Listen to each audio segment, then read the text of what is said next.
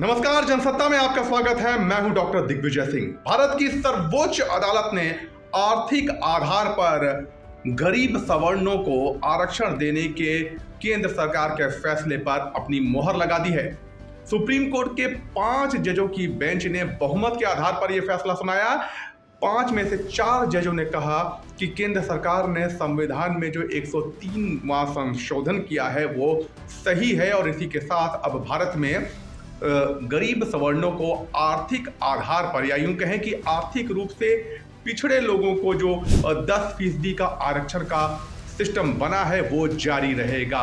5 में से 4 जजों ने इस फैसले को सही ठहराया है केंद्र सरकार के, जबकि एक जज की राय इससे अलग थी।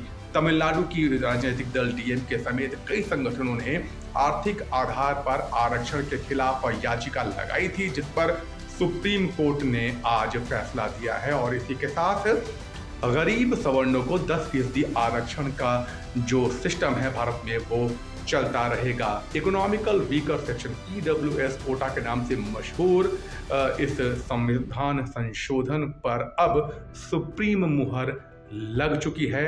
इस देश में जातीय आधार पर आरक्षण काफी दिनों से जारी है। केंद्र में जब नरेंद्र मोदी की सरकार आई तो उसने गरीब या आर्थिक रूप से पिछड़े जो सवर्ण थे उनके लिए 10% के आरक्षण का एक कोटा जारी किया, जिसका कि कई दलित और पिछड़े संगठनों ने विरोध किया। उन्होंने कहा कि इस कोटे में भी जातीय आधार पर आरक्षण दिया जाए और इसी को लेकर मामला सुप्रीम कोर्ट में था, जिसका कि फैसला अब आ गया है और EWS आरक्षण जो है वो सुप्रीम कोर्ट ने सही ठहराया है। तो ये एक बड़ी खबर है, ब्रेकिंग न्यूज़ है इस वक्त की। इस पर जैसे ही डिटेल में फैसला आएगा उसे लेकर हम आप तक वापस आएंगे। फिलहाल जनसत्ता पर खबरों का सिलसिला यूं ही जारी है। नमस्कार।